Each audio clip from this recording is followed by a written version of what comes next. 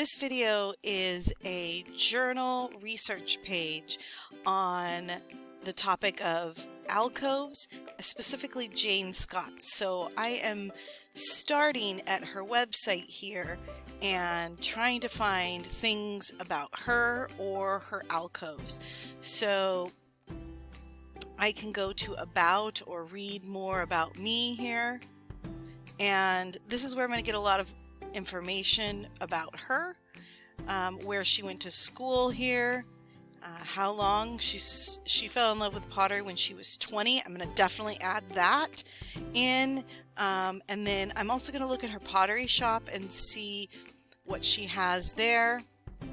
These are things that she sells, so she actually makes her own pigments and all sorts of tools, so I'm going to include that in her in my page. This is a candle that she's selling. She made the outside, so I'm looking for more of her alcoves, so I'm also going to Google. That's another place you can go and look, and you can see here are some of her alcoves that she's made.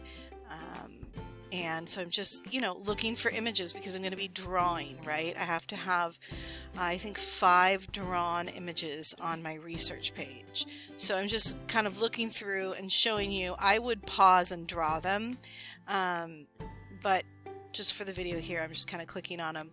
I Googled Jane Scott Ceramics and then Jane Scott Ceramics alcove to see a little bit more of her stuff.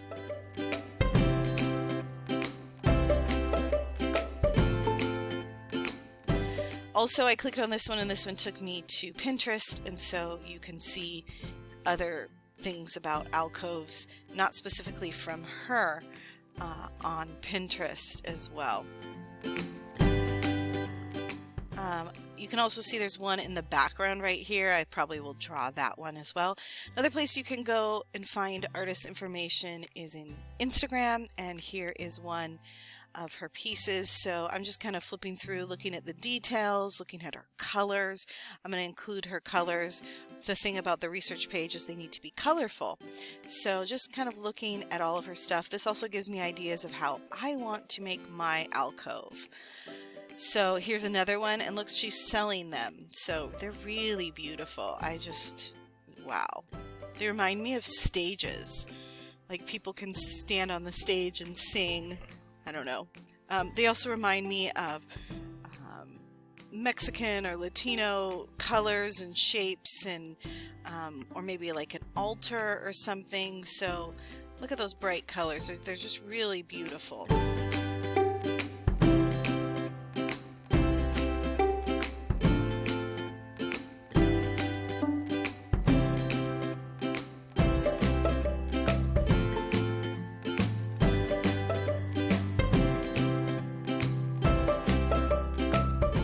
So once I've kind of perused the internet and gotten a little bit of information, I'm going to get my supplies out. I have my journal. I'm going to use watercolor.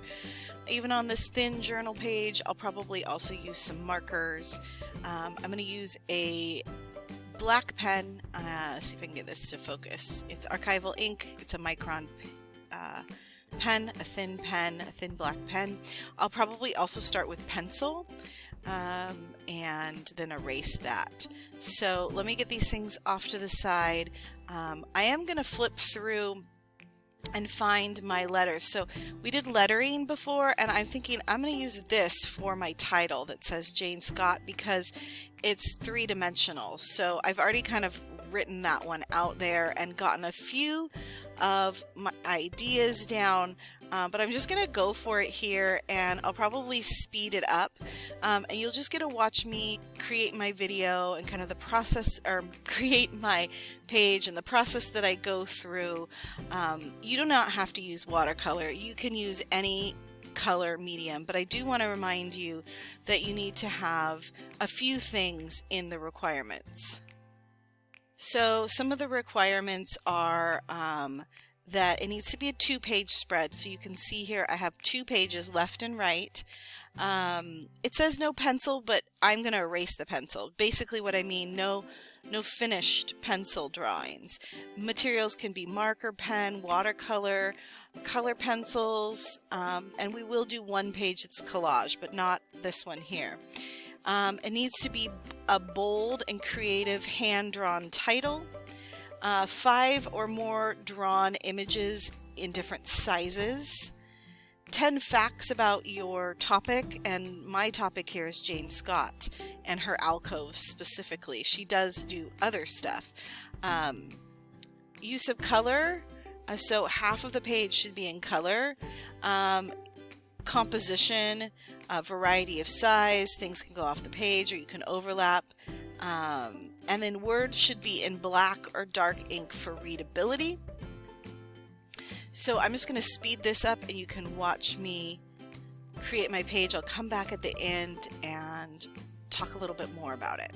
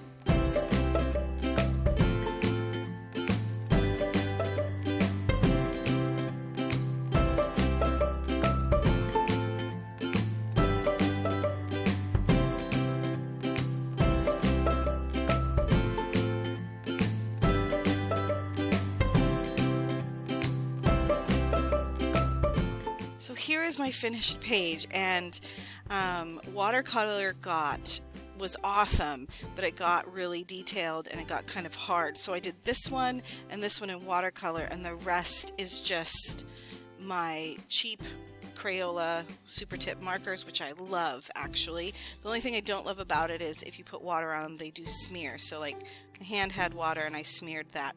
A couple of things. I used just a scrap piece of paper behind here. I don't know if you saw that in the video, because if it does go through, especially like the Sharpie and stuff, I wanted to make sure that it didn't get on the next page.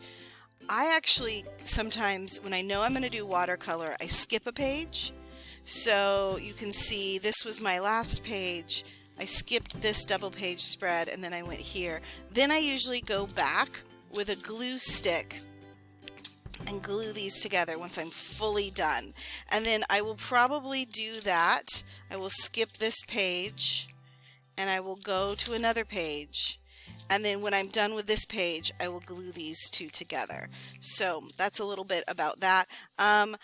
Variety of size of writing. So her name is the biggest because that's what the topic is. And then you'll see other things that are smaller but colorful as well. So if I just randomly look at this, I see hand building, projects, ceramics, monoprinting, 20, Raku, feed, soul, workshop and classes, brunch club, Birdie. She has a cute dog named Birdie and he likes treats, so I wrote treat please. So you can see I just took all the information. Those are my 10 facts and I put them down. You do need to have 5 drawings, or 5 images that you've hand drawn. So 1, 2, 3. This one didn't have any color yet on it. That's in her work, the photograph I had of it, so that's why I didn't put any color. So 1, 2, 3, 4, and then I added this kind of border from some of this her designs as my 5th one. Okay, so this is what you're going to do. Now you can do Jane Scott, or you can do anybody else that makes these kind of alcove wall hanging pieces.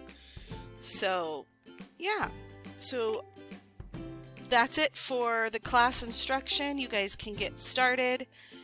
If you're watching this on YouTube and you're not in my class, I would really love if you would like and subscribe to the video, or subscribe to my channel. That would mean a lot to me. Thank you so much for watching. I'll see you in the next video. Bye.